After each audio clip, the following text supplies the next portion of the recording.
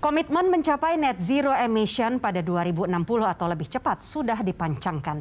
Ini tekad yang tidak bisa terwujud dengan sendirinya, tapi perlu dukungan antara lain kebijakan pembangunan rendah karbon yang seharusnya lebih ambisius. Di dalamnya termasuk ekonomi hijau atau ramah lingkungan.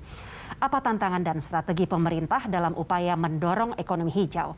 Pemirsa seri Amru, inilah Green Talk. Di KTT Perubahan Iklim yang berlangsung di Glasgow, Skotlandia, November 2021, tekad Indonesia mewujudkan net zero emissions atau nol emisi disampaikan Presiden Joko Widodo. Indonesia juga telah merehabilitasi. Intinya, Indonesia sehaluan dengan negara-negara lain di dunia yang berkepentingan agar iklim di bumi tetap terkendali. Nol emisi tidak dapat dicapai dengan ekonomi konvensional yang tidak ramah lingkungan. Paradigma hijau yang diadaptasi dalam ekonomi hijau dinilai sebagai keniscayaan. Pada Desember 2019, pembangunan rendah karbon dan pembangunan berketahanan iklim dimasukkan dalam RPJMN 2020-2024. Visi dan misi Presiden serta diinternalisasikan dengan arah Presiden ke dalam arahan Presiden ke dalam 7 agenda pembangunan. Pelaksanaan pembangunan 5 tahun ke depan difokuskan pada meningkatnya kesejahteraan rakyat dan kualitas manusia yang ditunjukkan dengan indeks pembangunan manusia yang meningkat menjadi 75,54, menurunnya tingkat kemiskinan menjadi 6 hingga 7%, dan pengangguran menjadi 3,6 hingga 4,3%, berkurangnya kesenjangan pendapatan dan wilayah yang ditunjukkan dengan indeks segini rasio 0,36 hingga 0,37, serta terjaganya keberlanjutan lingkungan dan stabilitas ekonomi yang ditunjukkan dengan pertumbuhan ekonomi 6% dan penurunan emisi gas rumah kaca menjadi 27,3% menuju target 25% di tahun 2030 sesuai dengan Paris Agreement. Dengan mengadaptasi ekonomi hijau, produk domestik bruto atau PDB Indonesia diprediksi bakal melesat ke level 6,1 sampai 6,5%. Lebih tinggi dibandingkan PDB masa pandemi tahun 2021 yang sebesar 3,69%. Dengan cara itu, bumi lebih terjaga dan kesejahteraan ekonomi lebih tinggi.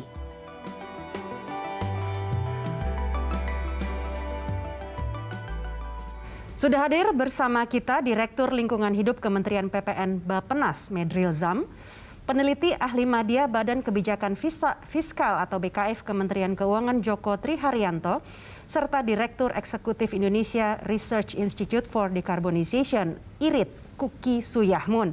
Pak Medril Zam, Bappenas bertanggung jawab dalam menyusun perencanaan pembangunan nasional yang mengarus utamakan isu perubahan iklim untuk mendorong pencapaian ekonomi hijau. Nah, sudah sejauh mana laporan dan rekomendasi soal ini dibuat oleh Bappenas? Baik, terima kasih Mbak Rika. Yang pertama saya ingin garis bawahi kembali tadi statement awal dari Mbak Rika bahwa betul Indonesia telah menetapkan tujuan jangka panjang yang melalui visi Indonesia Emas dengan indikator pembangunan yang jelas dan terukur, yaitu keluar dari status negara berkembang menjadi negara maju dan menjadi salah satu dari 5 negara dengan kekuatan ekonomi terbesar di dunia. Namun kita memahami ya bahwa pandemi COVID-19 kemarin yang terjadi sejak awal tahun 2020 ini telah mengakibatkan krisis multidimensi dan berdampak sangat signifikan pada berbagai aspek, termasuk pertumbuhan ekonomi kita. Ya.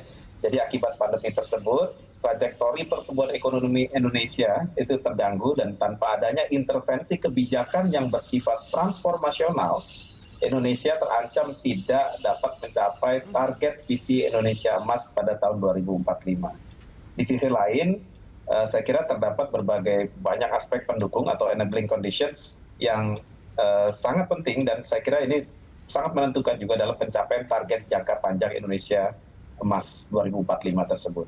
Di antaranya ada berbagai aspek terkait dengan ketersediaan sumber daya manusia yang berkualitas, dan juga bagaimana kita bisa merespon keberlanjutan dari sumber daya alam yang kita miliki. Indonesia kita memahami memiliki potensi sumber daya manusia yang memadai secara kuantitas, namun potensi SDM tersebut juga justru bisa menjadi ancaman jika kita tidak mampu mengelola dengan baik. Dengan kata Jadi, lain masih ada gap secara kualitas saat ini, Pak Medril. Betul sekali. Alih-alih menjadi kekuatan ya, jumlah SDM tersebut justru akan jadi beban bila kualitas SDM kita masih seperti ini. Ya, jumlah tersebut juga bisa meningkatkan angka pengangguran jika tidak tersedia lapangan kerja yang cukup di masa yang akan datang. Dan di satu sisi lainnya kita juga perlu memastikan nih ketersediaan sumber daya alam kita yang dapat mendukung kegiatan produksi dan ekonomi. Nah, berdasarkan telahan kami nih, jika Indonesia tetap berorientasi pada pembangunan yang tidak berkelanjutan, enabling conditions untuk mencapai visi 2045 tadi ini tentunya tidak akan tercapai. Praktek-praktek bisnis yang mendegradasi kualitas lingkungan sudah pasti hanya memberikan keuntungan ya dalam jangka pendek yang tentunya ini juga tidak inklusif. Bahkan praktek-praktek ini di masa yang akan datang menurut penelitian kami ini menciptakan kerugian ekonomi yang lebih tinggi akibat tadi bahaya bencana alam, karena ini kan banyak ya externality dari kegiatan ekonomi yang tidak berkelanjutan ini mengancam sumber daya alam kita, dan alam kalau kita tidak bersahabat dengan alam tentunya alam juga akan merespon kita. Nah, ini dikhawatirkan ini malah akan terjadi penurunan tingkat kesehatan, bahkan akan mempengaruhi produktivitas kita.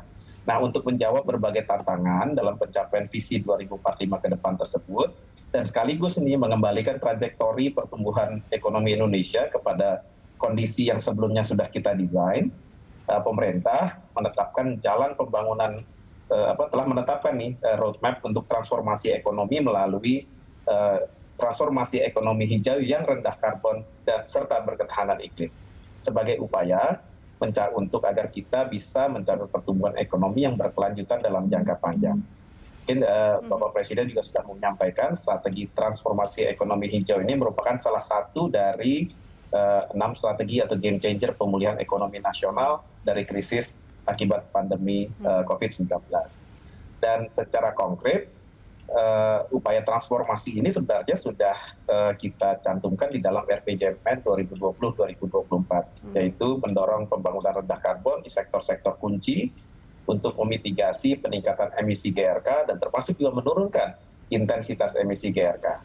Sektor-sektor kunci tersebut ada terkait dengan pembangunan energi berkelanjutan, pengembangan industri hijau, kemudian pemulihan lahan berkelanjutan, penanganan limbah dan ekonomi sirkular serta pesisir rendah blue carbon. Ya.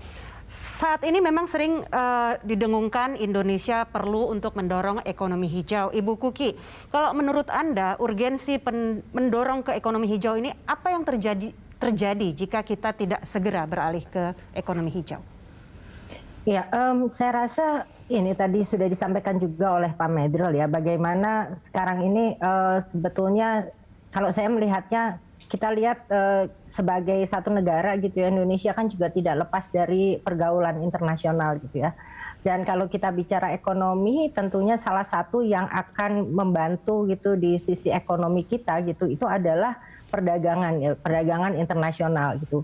Dan saat ini dengan perkembangan yang ada di lingkungan global itu kan memang arahnya itu ke pemanfaatan produk-produk yang boleh dibilang rendah jejak karbonnya gitu ya, atau jejak emisinya gitu. Nah ini kalau kita nggak cepat gitu ya Mbak Rike, kalau kita tidak cepat bergeser ke arah ekonomi yang lebih hijau, ya tadi itu gitu, kita akan punya modal-modal untuk pembangunan kita itu tidak hijau, tidak bersih, tidak berkelanjutan, dan efeknya tentunya di perdagangan internasional gitu ya, competitiveness kita itu kalah dibandingkan banyak negara gitu. Kita udah lihat juga gitu misalnya ya Mbak, beberapa waktu yang lalu soal investasi gitu ya. Udah ada yang mau masuk ke Indonesia, tapi karena melihat waktu itu salah satunya isu environment-nya itu salah satunya adalah energi yang masih sangat kotor gitu ya kalau kita bicara dari sisi emisi gas rumah kacanya, sehingga ini jadi pertimbangan untuk menarik diri gitu. Nah ini kan sebetulnya Indonesianya gitu ya, yang harus mempersiapkan diri, karena pada akhirnya investasi akan masuk, investasi ini yang akan membantu ekonomi kita berkembang, termasuk untuk menghasilkan komoditas-komoditas untuk perdagangan internasional. Dan tadi itu permintaan di internasional memang saat ini seperti itu gitu. Jadi walaupun Indonesia punya pasar domestik yang cukup bagus gitu ya, cukup besar secara populasinya, tapi kalau boleh dibilang kan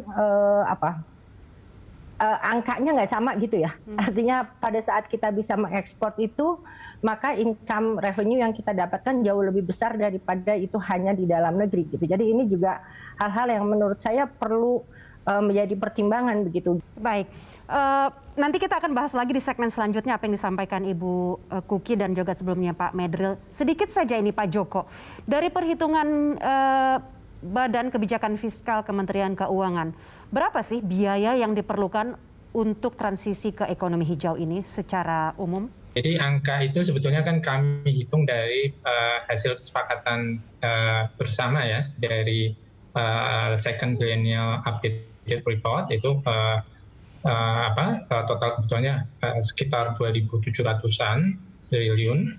Nah, cuman persoalannya adalah justru bagaimana cara pemerintah untuk bisa mengisi gap-nya itu gitu ya. Karena sebetulnya kalau kita bicara transisi ekonomi dari yang brown menuju yang ekonomi hijau, itu yang terpenting adalah bagaimana mengubah paradigma. Bahwa transisi ini tidak melulu bicaranya cost center, itu satu. Filosofi yang paling penting sebetulnya transisi ini jangan didefinisikan hanya sebagai cost center, sebuah pendekatan yang cost center sifatnya. Tapi justru lebih besar bahwa dengan kita bertransformasi ke ekonomi hijau, itu justru memperbesar spektrum peluang dari pertumbuhan ekonomi yang baru. Gitu ya. Jadi dari yang cost center menjadi revenue generating. Nah, kemudian yang kedua adalah jangan hanya sekedar mengandalkan dana APBN. Karena APBN kita itu kapasitas fiskalnya pasti terbatas karena yang diurusi banyak banget. Pak Medril tadi, Pak Direktur sudah menyampaikan bahwa Indonesia punya visi 2045, Indonesia maju. Gitu. Kita bicara Indonesia maju tentu dibutuhkan adanya sebuah perubahan struktur fundamental yang luar biasa. Dan itu tidak hanya bicaranya dana APBN. Nah, justru APBN ini adalah menciptakan enabling kondisi supaya inovatif financial scheme itulah yang kemudian menjadi trajektori di dalam mendorong transformasi. Itu mungkin yang bisa kami sampaikan di tahap awal. Baik, Pak Joko, Ibu Kuki dan Pak Medril, kita akan lanjutkan diskusi ini di segmen selanjutnya. Pemirsa Green Talk akan segera kembali. 1, 3. Saudara-saudara.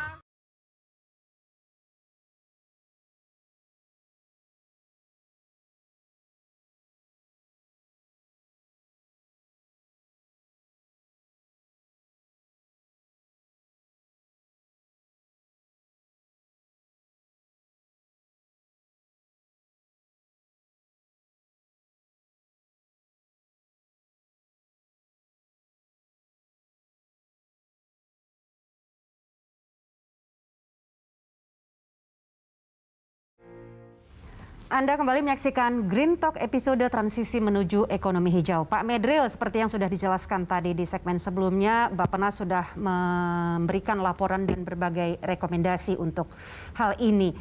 Tapi sejauh mana laporan dan rekomendasi Bappenas ini dipakai dan betul-betul digunakan oleh kementerian lain? Ya, baik. Terima kasih Mbak Rika. Jadi memang betul kami sudah memberikan rekomendasi berbagai kebijakan yang perlu dilaksanakan oleh kementerian dan lembaga. Dan ini sebenarnya semuanya tercakup di dalam dokumen perencanaan pembangunan kita di RPJMN 2020-2024. Dan RPJMN ini diterjemahkan ke dalam rencana kerja pemerintah tahunan. Dan ini yang terus kita pantau pelaksanaannya.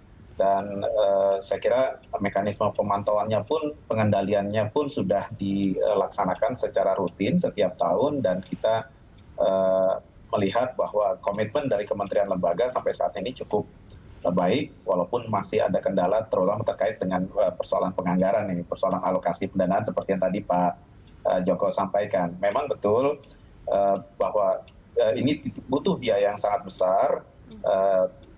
kalau dari hitung-hitungan kami itu ada sekitar ini di level 3-5% PDB bila kita ingin mau mencapai tadi secara total keseluruhan apa yang kita rencanakan menuju transformasi tersebut. Dan betul tadi Pak Joko juga menyampaikan bahwa ini tidak mungkin di-cover oleh pemerintah semua. Harus kerjasama dengan berbagai pihak, dunia usaha, non-state actors, ini kerja bareng-bareng kita untuk mencapai target apa yang sudah kita rencanakan di dalam RPJMN tersebut. Ya, tadi Anda menyebutkan soal tantangan atau kendala. Apa sih Pak yang teridentifikasi? Baik, dari sisi tantangan tentunya yang pertama investasi ya. Kita butuh investasi yang sangat besar. Dan saya kira ini tadi yang Pak Joko sampaikan, ini jangan dilihat hanya dari sisi biaya, tapi ini lihat sebagai momentum, gitu. Momentum untuk investasi, tapi yang lebih green, yang lebih rendah karbon. Dan saya kira ini menjadi tantangan kita bagaimana menarik agar investment growth kita lebih green lagi ke depan. Yang kedua, terutama di sektor energi, karena kita tahu bahwa kita sedang mendorong upaya dari brown to green energy, dan saya kira banyak aset-aset kita saat ini masih dalam konteks brown, dan ini harus kita pertimbangkan betul resiko-resikonya, terutama bila kita ingin mengaccelerate, ingin mempercepat ya, agar proses transisi energi ini perlu lebih cepat lagi, tidak seperti yang dicanangkan 2060 misalnya. Kan kita punya net zero emission di 2060 ya. Dan kalau memang kita mau percepat, tentunya ini ada resiko stranded asset yang perlu kita sadari betul.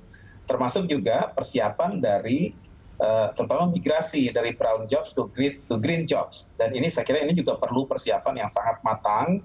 Tidak serta begitu saja kita bisa membalikkan tangan. Ini labor kita harus upskill lagi sehingga siap nanti menerima lapangan kerja baru dalam konteks green job ini. Dan saya kira arus investasi hijau ini perlu kita dorong betul ke depan, karena ini adalah salah satu vehicle kita ya, agar kita bisa tadi mencapai upaya transformasi ekonomi menuju yang lebih green lagi ke depan. Bu Kuki, bagaimana dampak transisi ke ekonomi hijau ini terhadap sektor energi? Mengingat saat ini kan Indonesia masih sangat bergantung kepada energi fosil, termasuk menjadi negara sebagai penghasil batu bara terbesar di dunia. Ya, kalau kita bicara dari tadi Pak Medril juga menyampaikan ya sebetulnya ya, karena kita itu jadi banyak sekali aset-aset kita tuh yang masih brown gitu ya, apalagi kalau bicara soal energi gitu. Dan yang seperti Mbak Rike sampaikan juga kan memang kita ini Indonesia share PDB kita dari industri yang terkait sama fosil lah ya gitu, kalau kita boleh bilang itu kan lumayan tinggi gitu ya, sehingga memang tantangan atau dampak mungkin ya kalau kita bicara yang jelas itu ya dampak paling tidak ke industri yang terkait dengan fosil ini gitu. Dan untuk itu sih sebetulnya seperti yang Pak Medril bilang tadi gitu ya, yang perlu itu kalau pendanaan ini memang harus dicari ya investasinya, tapi ada investasi yang sudah katakanlah pro green pun gitu ya, kalau kita nggak punya SDM-nya terus nanti kekhawatirannya kan gitu ya, nanti SDM-nya datang dari mana-mana gitu ya. SDM kita sendiri yang justru akhirnya terpinggirkan gitu. Dan kita nggak bisa pungkiri juga kan memang jumlah SDM di Indonesia ini yang bekerja di industri yang terkait sama fosil ini lumayan besar gitu. Sehingga memang harus dilihat betul gitu ya Mbak Rika. Artinya katakanlah bicara dari hulu gitu, mulai dari penambangannya gitu ya. Apa sih yang bisa mereka lakukan gitu ya? Mohon maaf, tapi kan boleh dibilang dari skills, dari expertise gitu kan relatif nggak ada gitu ya. Itu satu mungkin perlu dipikirkan gitu. Mereka ini harus di-shift kemana gitu.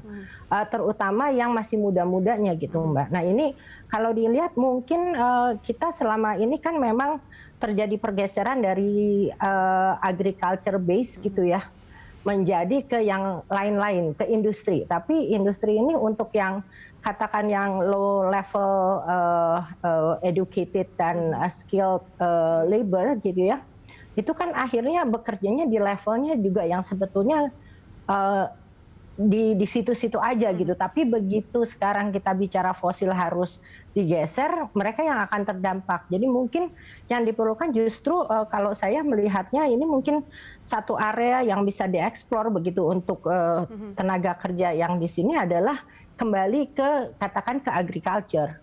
Kembali ke yang kegiatan-kegiatan yang di luar energi gitu ya. Karena pada saat kita bicara katakanlah tadi ekonomi hijau, itu kan tidak hanya energi gitu. Indonesia tuh pada saat bicara ekonomi gitu kita punya yang berbasis lahan, kita punya yang berbasis laut gitu ya, dan ini relatively gitu kalau saya boleh bilang level dari labornya gitu, tenaga kerjanya itu bisa gede sekali gitu range-nya gitu ya. Jadi ini bisa jadi salah satu area yang dikembangkan gitu, karena sekarang ini kan sebetulnya kalau kita meninggalkan agriculture dan juga yang marine base dan segala macam itu ya, kita juga akan punya isu nanti mengenai ketahanan pangan kayaknya gitu ya. Memang persoalan SDM ini juga sudah menjadi concern Bappenas yang disampaikan oleh Pak Medril Zam di segmen sebelumnya begitu ya.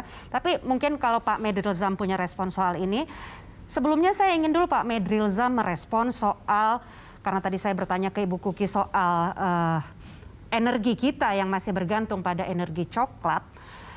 Target produksi batu bara 2022 itu 660 juta ton. Ini kalau dari data itu all time high, Pak.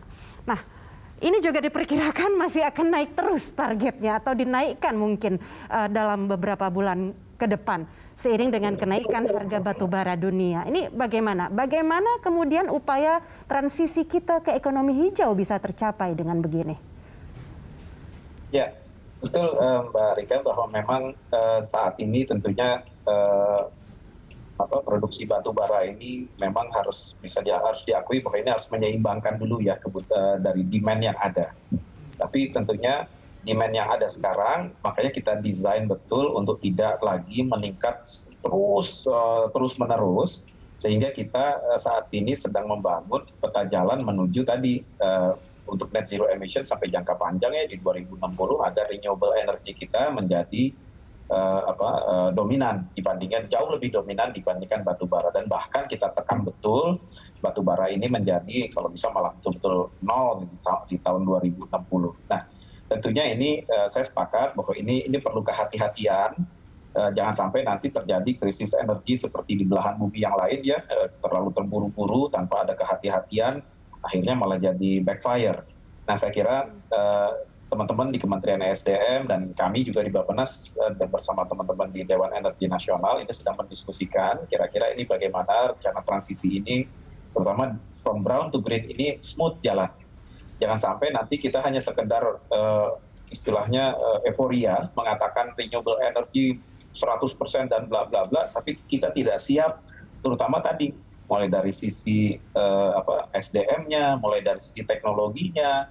Nah, ini perlu betul-betul perencanaan yang sangat matang, transisi yang sangat baik, agar jangan sampai nanti kita tidak kejeblos dari kebijakan yang sudah sedang dibicarakan juga secara detail. Ini kelihatannya memang kecenderungannya target kita untuk mencapai net zero emissions di 2060 ini akan tentunya mendukung tadi pencapaian di mana renewable energy akan menjadi yang paling dominan, dan kita akan tekan serendah-rendahnya penggunaan fossil fuel di sana. Baik, ya Bapak Ibu, kita kembali harus jeda sejenak. Pemirsa Green Talk akan segera kembali.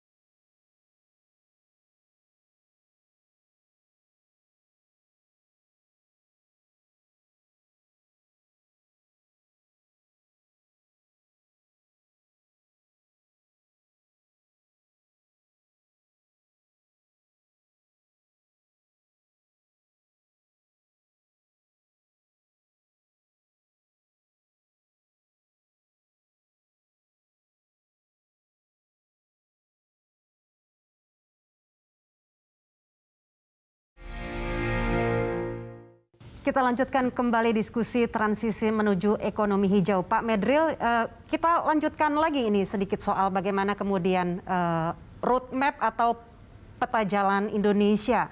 Nah, dalam roadmap ini kan salah satu skenarionya di 2060 Indonesia tidak pakai batu bara lagi sama sekali. Tapi kan saat ini justru masih dibangun pembangkit-pembangkit energi fosil ini. Ini kira-kira rekomendasi atau masukan yang disampaikan oleh Bappenas ke pemerintah atau ke kementerian lain seperti apa, Pak? Kami sudah berdiskusi cukup panjang ya dengan teman-teman di kementerian lembaga, dan saya kira sudah menjadi kesepakatan bersama bahwa ada tahun maksimum kita kapan melakukan pembangunan PLTU batubara ini. Saya yakin betul sekarang ini kan memang sudah ada beberapa proses yang sudah berjalan menuju pembangunan, dan saya kira itu tidak bisa dihindari. Nah, namun yang saya pahami teman-teman kementerian lembaga, terutama di Kementerian ESDM, sudah menyepakati bahwa ada, kalau saya nggak salah teman-teman menyepakati di 2030 itu adalah maksimum dari kita membangun PLTU berbasis batubara, dan setelah itu secara bertahap ini akan terus kita retire ya PLTU batubara ini sampai pada titik di mana di tahun 2060 kita ingin mencapai net zero emission tadi. Dan saya kira ini sudah menjadi pembicaraan yang cukup panjang, dan memang trajektorinya sekarang yang sedang dihitung betul secara hati-hati. Itu tadi, jangan sampai nanti kejeblos kita, jangan sampai salah langkah. Ya, nah tadi kan sudah didiskusikan juga ini soal pendanaan, jangan melulu dari APBN begitu. Nah, apa strategi pemerintah Pak Medril Zam dalam upaya mendorong pendanaan iklim ini untuk mendukung ekonomi hijau? Ya, yang pasti jelas kita mendorong betul upaya green investment ini ke depan, dan saya kira ini sejalan juga dengan upaya pemerintah yang saat ini terus mendorong investasi dari berbagai pihak, tidak hanya investasi dari dalam negeri tapi juga luar negeri. Nah, kita mengarahkan, kebetulan kami juga berbicara dengan teman-teman BKPM agar secara perlahan ini sudah mulai dialihkan ini investasi ini, tidak hanya yang dalam tanda kutip brown saja, tapi ini mulai secara bertahap, yang green sudah mulai menjadi prioritas. Dan ini sudah didiskusikan juga dengan teman-teman di Kementerian Perindustrian, Kementerian Perdagangan, banyak di kementerian lain, di mana sebenarnya visinya sudah ke sana. Nah, cuman tinggal bagaimana ini kita mulai mendorong investasi ini menjadi primadona agar yang green ini bisa menjadi prioritas juga. Nah, selain investment, tentunya kita juga berharap dari sisi porsi APBN-nya pun sedikit mulai agak digeser. Ini nanti kita juga bicara dengan teman-teman Kementerian Keuangan, karena teman-teman Kementerian Keuangan juga sedang menyiapkan PPKF ya, kalau saya nggak salah, Climate Change Fiscal Framework ya, kalau saya nggak salah. Nah, itu saya kira ini juga sejalan dengan apa-apa yang sedang kita dorong, yang kita desain di dalam skema pembangunan rendah karbon, dan saya kira ini upaya yang betul-betul secara paralel kita lakukan antar kementerian. Di satu sisi sekarang ini teman-teman OJK pun juga sudah mulai bergerak. Teman-teman OJK sekarang sudah menyusun yang namanya green taxonomy agar industri keuangan, industri perbankan, asuransi dan sebagainya ini juga ikut masuk membantu pembiayaan dari green economy ini ke depan, termasuk melalui peningkatan pembangunan rendah karbon. Nah, ya soal pembiayaan ini Pak Joko, bagaimana Kementerian Keuangan khususnya BKF ini mengakomodasi pendanaan perubahan iklim ini, mendorong investasi di sektor hijau serta memberikan disinsentif kepada sektor beremisi tinggi? Ya, jadi saya menegaskan ya tadi bahwa sebenarnya ketika kita merujuk pada data hitungan dari BUR, itu kebutuhan untuk mengatasi dampak perubahan iklim itu kan mencapai sekitar 3.400 triliun. Sementara kalau dari dokumen NDC itu agak lebih tinggi, 3.700 triliun. Nah, kalau kita bicara aspek pendanaan yang begitu besar, tadi dikatakan bahwa pemerintah tidak akan bisa sendirian, ya, karena dari hasil climate budget taking kita, itu kapasitas pendanaan APBN setiap tahun itu tidak lebih dari 34%. Artinya apa? Artinya pemerintah memang butuh konsolidasi, butuh dibantu oleh non-state actor. Nah, non-state actor inilah yang kemudian coba tadi diformulasikan dengan baik oleh teman-teman Bappenas dalam perspektif green investasi gitu ya. Termasuk di sektor-sektor yang memang menjadi mandat utama dari NDC, contohnya energi. Tadi memang dikatakan bahwa kita sudah punya target net zero emisi 2060 or sooner. Nah, kalau kita merujuk satu kegiatan inisiasi besar ya yang sedang kami siapkan dengan Kementerian Teknis, dengan Bappenas, dengan SDM, itu adalah sebuah mekanisme yang namanya ETM, Energy Transisi Mechanism. Nah, ETM ini kita sedikit melakukan modifikasi ya, karena kalau kita bicara isunya adalah just transisi, tadi Pak Medril sudah menyampaikan bahwa kita juga harus hati-hati gitu, jangan sampai transisi ini kemudian menimbulkan suatu gejolak. Makanya kita bicaranya adalah just transisi and affordability-nya. Jadi sesuai dengan transisinya. Nah,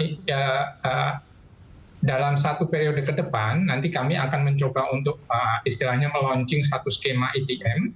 Energi transisi mekanisme ini adalah salah satu upaya untuk melakukan proses early retirement dari PLTU batubara.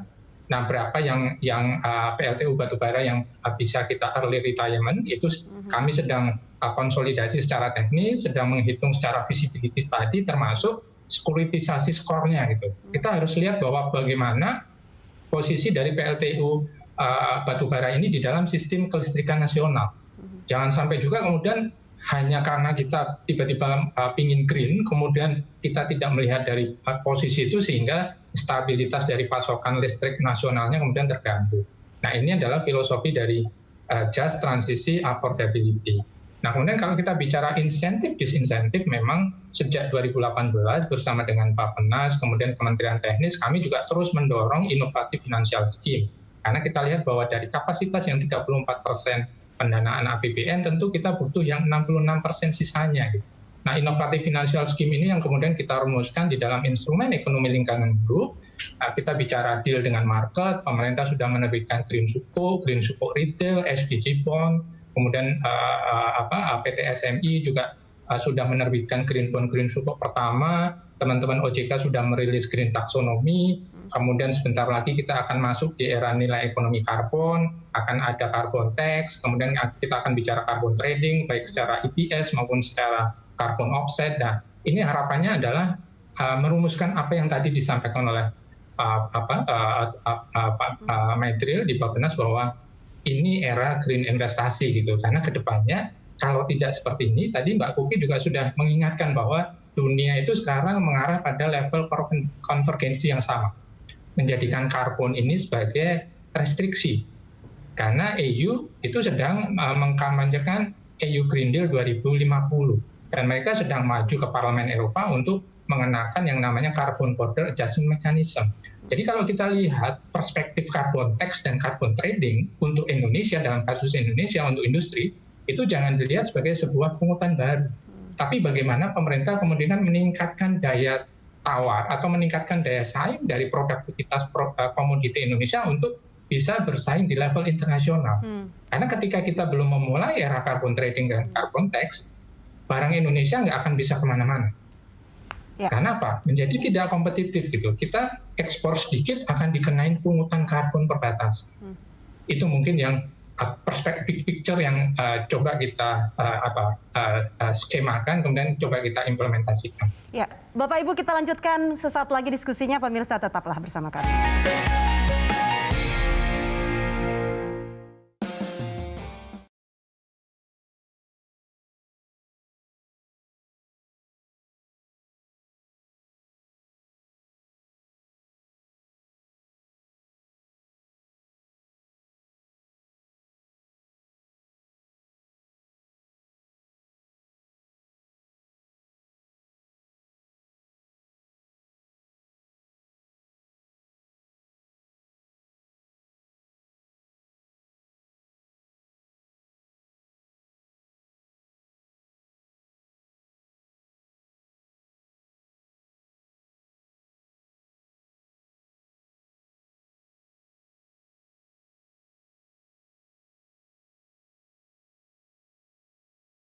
Bu Kuki, memang kita semua tentu menyadari ya bahwa tidak mungkin ini semudah membalikkan telapak tangan ya, karena pasti ada diskusi kita saja ini soal transisi begitu. Nah, belum lagi misalnya transisi menuju ekonomi hijau ini tentu membutuhkan investasi yang sangat besar, termasuk kehilangan opportunity cost dari bisnis-bisnis beremisi tinggi. Nah, ini kira-kira apa yang ada dalam benak Ibu Kuki begitu? Bagaimana kemudian ini mengatasi hal-hal atau masalah ini? Kalau saya lihat sih sebetulnya ada beberapa hal ya gitu. Jadi pada saat kita bicara tadi, Amerika bilang opportunity cost yang hilang itu, ini mungkin kita perlu lihat gitu ya, opportunity cost-nya siapa gitu. Apakah opportunity cost ini memang katakanlah berdampak terhadap keseluruhan ekonomi atau memang katakan hanya gitu ya, maaf kalau bilang hanya untuk pelaku-pelaku tertentu gitu. Kalau saya ingin ambil contoh misalnya tadi Pak Joko dan juga Pak Medril kan menyampaikan salah satu isu kita itu soal stranded asset, atau tadi Mbak Rike juga menyampaikan harga batu bara yang tinggi begitu ya. Terus tadi juga disampaikan mau ada implementasi nilai ekonomi karbon nih gitu ya. Pada saat kita bicara listrik Mbak gitu ya.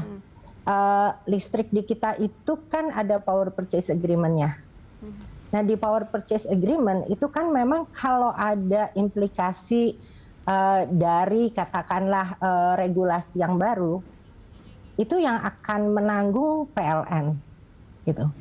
Dan sebetulnya pada saat kita bicara yang menanggung itu PLN itu kan BUMN yang gimana pun juga induknya adalah pemerintah gitu ya. Jadi buntut-buntutnya kan akan balik ke pemerintah. Jadi kalau kita lihat tadi yang Mbak Rike bilang masalah opportunity cost, mungkin kita harus membuka itu, membedah itu lebih dalam lagi, lebih luas lagi gitu ya.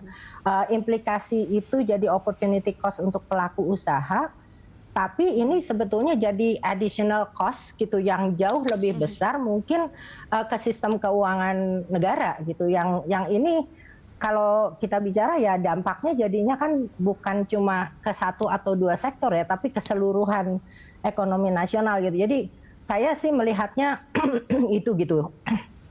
Kenapa? Karena memang aturan main yang ada di kita itu sekarang membuat beban-beban ini kembali ke pemerintah gitu. Secara tidak kita mungkin nggak kasat mata gitu ya, tapi kan jadinya dalam tanda petik subsidi juga tuh gitu ya.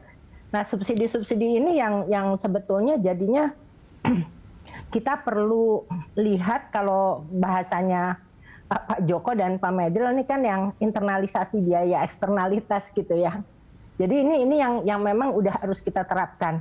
Jadi tadi kayak yang disampaikan Pak Joko mengenai implementasi nilai ekonomi karbon, saya lihat emang udah waktunya gitu. Karena ya nggak bisa juga biaya-biaya yang selama ini dianggap gratis, nggak ada yang nanggung itu dibiarkan jalan terus gitu. Ini udah waktunya kembali lagi, karena juga kita bicara nanti masalah kompetisi gitu ya, daya saing di internasional dan segala macam. Jadi memang kita udah harus apple to apple gitu ya. Udah nggak bisa lagi gitu kita bicara katakanlah pembangkit energi terbarukan dan fosil itu dengan kondisi yang berbeda gitu. Bicara soal pendanaan nih, pendanaan energi terbarukan itu di kita kesannya mahal gitu. Dan di beberapa kesempatan kan dibandingkan di beberapa negara kesannya itu jadi mahal, masih mahal banget gitu. Tapi kalau kita lihat memang ada beberapa preconditionalities dan juga support yang kita nggak ada gitu. Jadi pelaku usaha energi terbarukan itu emang harus bawa mulai dari kayu, mulai balok semuanya harus bawa sendiri, sementara di tempat lain dia tinggal bawa koper gitu ya. Nah ini mungkin yang ya saya mungkin bisa usul ke Pak Medril Zam juga nih gitu, untuk dengan dan Pak Joko tentunya bagaimana supaya support dari pemerintah, infrastruktur yang seperti ini tuh disiapkan oleh pemerintah supaya juga bisa jadi persaingannya itu selevel lah gitu ya. Rasanya kita harus meminta respon langsung dari Pak Medril. Silakan Pak. Ya, Mbak Rike, betul sekali tadi Bu Kuki, memang yang perlu dipersiapkan oleh pemerintah dalam hal ini adalah bagaimana menciptakan enabling conditions. Tadi yang saya sampaikan di awal, enabling conditions inilah yang sebenarnya menjadi semacam katalis ya agar investasi, green investment itu bisa masuk. Nah, apa itu enabling conditions? Tentunya dari berbagai kebijakan, regulasi. Tadi kita sudah punya undang-undang CK ya, dan kita juga sekarang mendorong terus ini, apalagi teman-teman di DPR juga sekarang sedang menyusun undang-undang untuk EBT ya, RUU EBT, dan mudah-mudahan ini bisa cepat diproses, bisa deal, sehingga ya kalau enabling conditionnya sudah ada, tentunya hal-hal green investment tadi tentunya akan sangat, ya diharapkan akan sangat mudah masuk ke Indonesia, dan level of playing field-nya juga bisa jadi sama gitu. Tadinya seperti di Bu Kuki sampaikan kan, ini ada kesan playing field-nya nggak sama nih levelingnya, karena yang brown sudah terlalu well established, sementara yang renewable nih contohnya ini masih seperti bayi merangkak lah gitu. Nah ini yang kita di pemerintah memang tugasnya adalah menciptakan enabling condition agar tadi level of playing field-nya sama. Tadi mulai dari regulasi, perizinan dan sebagainya, ini yang kita dorong agar terutama untuk yang EBT ini bisa berjalan dengan baik. Dan di satu sisi tadi SDM jangan sampai dilupakan, jangan sampai nanti kita jadi market produk-produk dari teknologi asing, teknologi luar. Gitu. Ini yang kita khawatirkan juga. Makanya jadi selain kita tadi mengantisipasi tadi carbon border, isu carbon border tidak hanya di EU tapi di US pun secara perlahan mereka akan mengarah ke sana.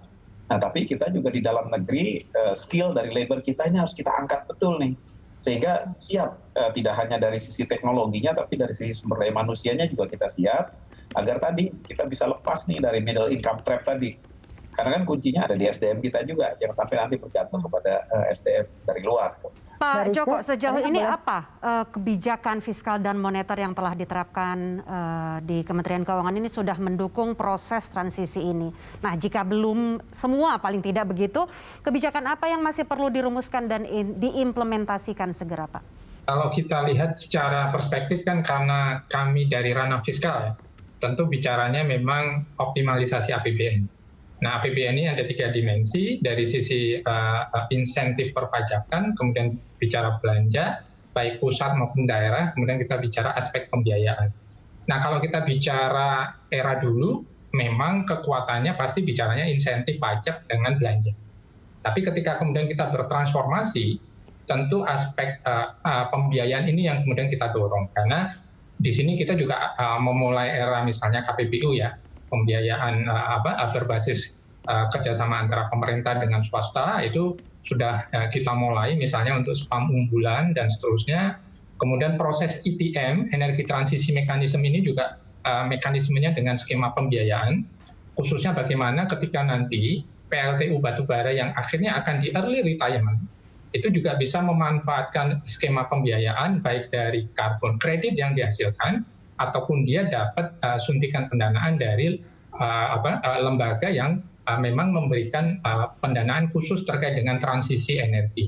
Karena sebetulnya kalau dari sisi inovatif financial scheme, pemerintah juga sudah punya banyak portofolio ya. Indonesia menjadi penerbit sovereign green sukuk pertama di dunia sejak 2018, dan itu kita lakukan setiap tahun sampai 2021. Kemudian pemerintah, kami juga mulai masuk ke green sukuk retail untuk individual domestik dengan rupiah. Kemudian 2021 dengan teman-teman Bappenas juga itu menerbitkan SDG bond pertama di Indonesia, dan itu akan terus kita dorong ya pengembangannya. Dan kalau memang nanti dimungkinkan, sebetulnya di dalam proses transisi energi itu ada potensi untuk misalnya pemerintah menerbitkan semacam ETM bond, ya energi transisi bond. Itu adalah hal yang biasa gitu. Karena memang ketika kita bicara era transisi ekonomi dari yang brown menuju ekonomi hijau, sebetulnya kata kuncinya adalah perbaikan tata kelola. Tadi yang kalau Pak Medril sampaikan, enabling kondisi yang bisa diberikan pemerintah itu tidak melulu bicaranya pendanaan. Justru bagaimana pemerintah memberikan kepastian, pemerintah memperbaiki tata kelola. Karena kalau kita bicara tata kelola kan ada 2 hal, tata uang dengan tata ruang. Nah, 2 hal ini pemerintah prioritaskan, kemudian aspek transparansi, akuntabilitas itu kemudian ditingkatkan. Sebetulnya kita bisa memperluas pasar sebesar-besarnya. Dan kemudian tadi saya menanggapi yang persoalan pertanyaan opportunity ya. Jadi kalau kita transisi ke ekonomi hijau justru kehilangan opportunity. Kalau menurut kami justru ekonomi hijau adalah opportunity itu sendiri gitu loh. Ya. Dan kita jangan sampai hilang momennya gitu. Ya, senang sekali keluar kalimat itu dari Pak Joko Tri. Pak Joko, Pak Medril dan juga Ibu Kuki. Kita masih punya satu segmen terakhir, segmen penutup. Tadi saya lihat Ibu Kuki sebetulnya ingin bicara, tapi kita harus jeda sejenak, nanti Ibu Kuki mendapat kesempatan pertama. Pemirsa, tetaplah bersama kami di Green Talk.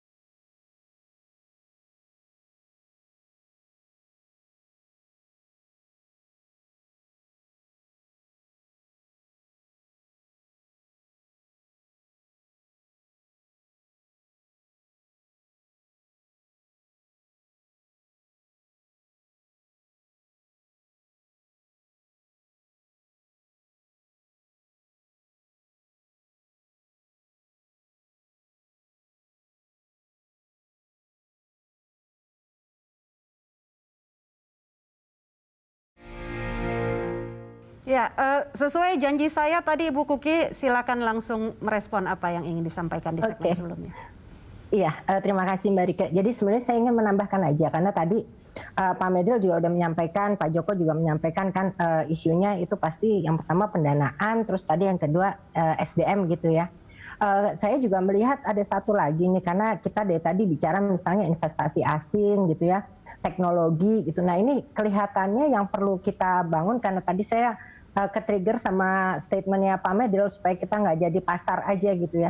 Nah ini kelihatannya memang mungkin pendekatan yang perlu dilakukan itu juga kerjasama teknologi gitu ya. Jadi tadi itu kita nggak hanya katakanlah menerima investasi untuk mengembangkan teknologi yang memang dari luar, tapi juga membangun satu teknologi, jadi ada mulai dari R&D-nya gitu, tapi yang lebih pas sama Indonesia gitu. Karena ada dalam beberapa hal ya, kalau misalnya kita bicara energi terbarukan pun gitu ya, kan situasinya nggak sama persis gitu Indonesia dengan di beberapa negara yang dimana katakanlah teknologi-teknologi ini di awalnya dikembangkan gitu.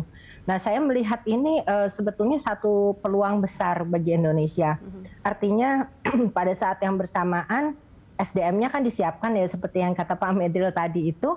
Nah dari situ langsung ada kerjasama teknologi, R&D dan segala macam. Jadi eventually kapan gitu ya kita belum tahu, ini mungkin juga harus dibikin kayak roadmap-nya gitu. Mungkin Indonesia jadinya bisa jadi kayak hub-nya renewable energy technology gitu ya, di paling tidak di regional ini gitu misalnya kayak gitu.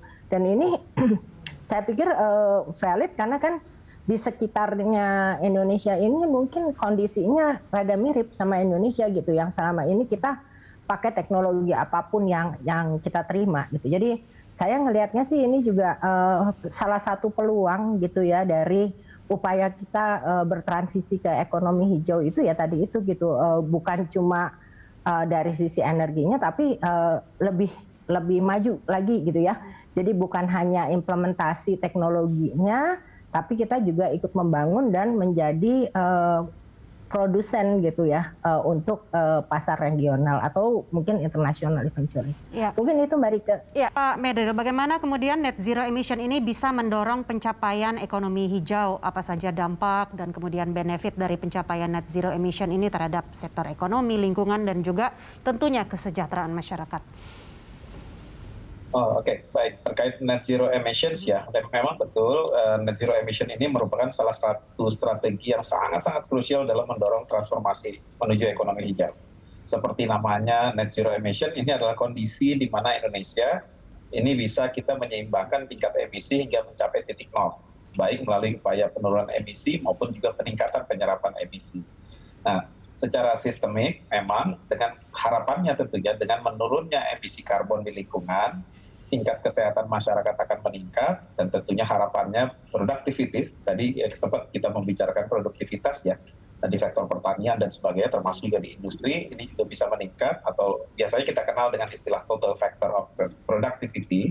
Nah selanjutnya dengan meningkatnya TFP ini tentunya pertumbuhan ekonomi akan menjadi lebih baik lagi dibandingkan dengan pola yang business as usual. Harapannya tentunya dengan peningkatan total factor of productivity tadi, ekonomi meningkat dan kita bisa keluar dari middle income trap tersebut. Nah, ini kebijakan-kebijakan yang termasuk di dalam net zero emission ini sebenarnya sangat-sangat mendukung ke arah sana. Terutama tadi internalizing dari externality ke dalam proses pembangunan ya. Dan ini sangat penting dan dari hitung-hitungan kami net zero emission ini malah menjadi betul-betul bisa jadi peluang tadi yang seperti Pak Joko sampaikan. Dari hitung-hitungan kami itu bisa tercipta sekitar 1,8 sampai 2,2 juta lapangan kerja tambahan di sektor energi, di sektor lahan, bahkan di sektor circular ekonomi, dan saya kira ini menjadi tadi peluang dan sekaligus challenge juga buat kita agar ini kita bisa bertransformasi lebih baik lagi ke depan. Dan tentunya tadi saya sepakat just transitions dan affordable ini perlu kita pertimbangkan betul agar kita bisa smooth jalannya nanti dalam bertransformasi. Ya, Pak Joko, terakhir ini soal opportunity renewable energy begitu ya, atau energi bersih. Bagaimana kemudian mengubah mindset atau paradigma yang ada di kalangan masyarakat termasuk pelaku-pelaku usaha energi coklat ini sehingga lebih punya willing begitu untuk kemudian beralih begitu, karena ternyata ada opportunity yang besar di sana. Ya, jadi kan sesuai dengan Undang-Undang HPP ya, nomor 7 2021 kan per 1 April 2021 nanti insya Allah akan dimulai era pengenaan carbon tax. Nah, tapi memang carbon tax ini kan nanti akan berjalan beriringan dengan carbon trading gitu ya. Karena harapannya sebetulnya carbon tax ini adalah memberikan kesempatan supaya carbon tradingnya ini bisa semarak gitu. Karena yang bisa mempercepat pencapaian NDC Indonesia adalah si carbon trading ini, ya, khususnya ketika private itu bisa melakukan perbaikan aspek mitigasi ini. Nah, si carbon tax inilah menjadi penaltinya, semacam penalti gitu ya. Nah, di dalam pengenaannya nanti tentu juga harus memperhatikan kesiapan sektoral, kemudian kesiapan industrinya, termasuk juga kondisi masyarakat. Karena kita tahu ya tantangan bersama bahwa pandemi belum selesai. Nah, tapi kami sudah menyusun roadmap terkait dengan pajak karbon. Kita bicara sektoral 2020, 2022 itu akan dikenakan untuk PLTU batubara, ada layering-nya. Kemudian nanti 2024, kemudian 2025 kita bicara sektor NDC yang lain, baik sektor berbasis lahan, IPPU, sampah, limbah, kemudian kita bicara bangunan, transportasi, dan sebagainya. Tentu sekali lagi tadi kami tegaskan akan berjalan beriringan antara carbon trading dengan carbon tax. Karena apa yang dilakukan oleh perusahaan di dalam perbaikan mitigasi di carbon trading itu akan menjadi dasar pengurang beban pengenaan dari carbon tax. Karena carbon tax-nya kan diletakkan atas kelebihan capping-nya gitu. Nah, ini juga memberikan sinyal sebetulnya bahwa Indonesia juga melihat fenomena yang tadi Pak Medril sampaikan bahwa dunia sekarang bergerak ke arah konvergensi karbon. Kalau tidak dimulai dari sekarang, ya kami khawatir nih kalau industri itu justru menjadi tidak kompetitif. Jadi jangan dilihat ini sebagai istilahnya pungutan baru gitu. Tapi bagaimana ini justru menjadi modalitas gitu. Karena nggak ada lagi sekarang kalau kita bicara industri ya, apalagi nanti akan ditambah penguatan dari sisi green taxonomy gitu. Bagaimana kalau kemudian kita mau bicara investasi, datang ke perbankan, kemudian kita masih bicaranya bisnisnya apa? Bisnisnya adalah brown sector, wah susah gitu. Nah, ini justru harus diubah. Memang butuh periode transisi ya. Makanya salah satu cara adalah dengan memberikan disinsentif. Nah, polluter principle internalisasi eksternalitas itu yang menjadi kata kunci dari carbon tax. Jadi carbon tax itu sebenarnya tidak melihat dari aspek revenue-nya. Justru dia melihat sebagai sinyal bahwa Indonesia akan berubah nih ya, transisi yang sesungguhnya. Karena kami percaya bahwa ekonomi hijau itu adalah masa depan. Model bisnis jasa lingkungan itu adalah sebuah keniscayaan. Dan ini harus kita ubah paradigma bahwa ekonomi hijau itu tidak melulu bicaranya cost. Jangan dilihat dari perspektif cost gitu. Karena kalau cost, diskusinya udah nggak enak gitu ya. Selalu bicaranya belanja gitu. Tapi kalau bicaranya revenue, semua pihak itu akan ikut jagain. Semua pihak pasti akan memegang peran masing-masing karena ambience-nya itu beda. Nah, bagaimana kita menciptakan ambien yang green inilah yang mudah-mudahan kita tentu bukan hanya menjadi tugas pemerintah nih, termasuk teman-teman media, kemudian masyarakat sipil, bagaimana bahu-membahu mendukung pemerintah, karena kami percaya bahwa kita harus bicara Indonesia 100 tahun ke depan. Kita bicara Indonesia 500 tahun ke depan nih, ya.